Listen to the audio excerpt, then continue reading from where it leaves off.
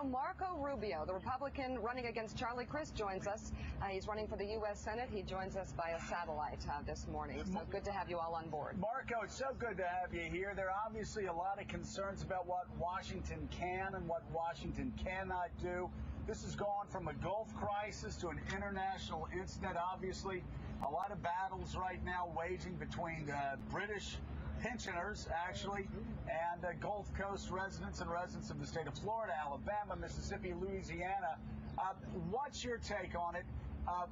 Should the United States leaders, should the president continue to lean in hard on British petroleum?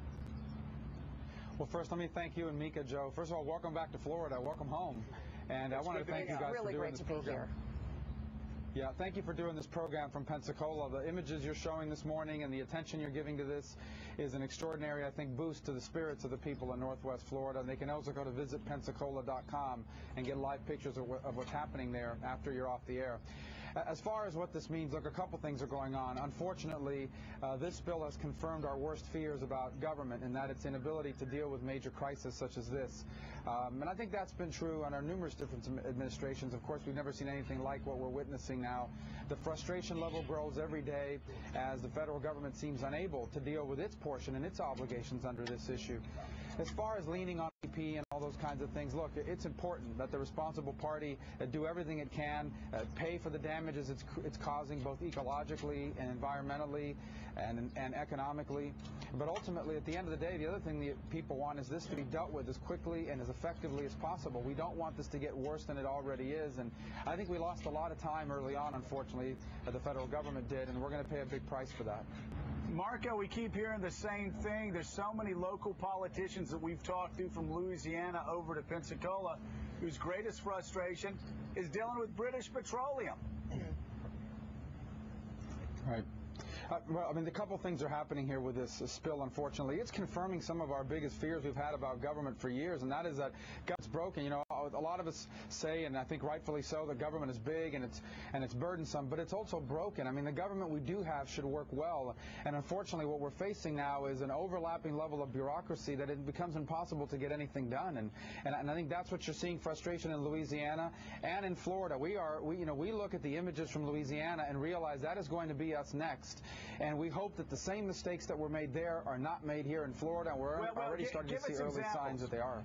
Yeah, Marco, give us examples of some of those mistakes that you want to avoid, and also talk about what your vision would be of how you clean up this regulatory infrastructure that, as you say, you have a lot of agencies overlapping. Yesterday, by the way, and you can use this on the campaign stump, we had Maria Bartiromo talking about all of the agencies that regulated AIG. What was the number, Mika?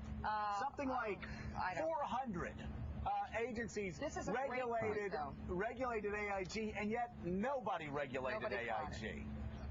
Well, let's start with Boone. Just the basic materials to keep this stuff out. Let's talk about skimmers. I saw Senator Don Gates, who you know very well from Northwest Florida, expressing extreme frustration when he said if there are every skimmer on the planet should be in the Gulf of Mexico by now, and yet we don't see them there, although they're out there working. We know people are working hard, but where are those resources?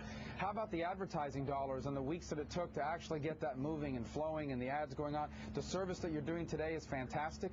The message is that there is no reason right now why people shouldn't be coming to Florida. On the other hand, it's difficult to overstate the magnitude of what we're facing. As far as government regulation, look, the most important thing we need to recognize right now or figure out is why did this happen? What exactly went wrong that allowed for this to happen? Because that's going to tell us, number one, how to keep it from ever happening again, and number two, where was the breakdown? How was it that whatever it is that caused this was allowed to be in place and got through the regulatory scheme when there are so many eyes supposedly watching this, looking at it? Well, how did that happen, Marco? And as we move forward, do you support offshore oil drilling off of Florida's coasts unless you are assured that there is a fail-safe system to make sure this never happens again? And how can you be? And how can you be? Right. Well, let's take those questions in reverse. On number one, we can't tell whether this will ever happen again until we know why it happened. And that was your first question. The answer is we still don't know. And I hope that they're focusing on that like a laser. One of the things that makes airline travel in America so safe is that every incident is taken very seriously and investigated investigated so that the causes are known and never repeated. As far as offshore drilling, I think that that's a separate issue, but we need to focus on it. It's an important question that you ask. The bottom line is there is going to be drilling off the coast of Florida. There is right now. Other countries are going to be drilling in the Gulf and off of Florida's coast. Cuba's exploring, Russia's exploring, China, Brazil, Venezuela.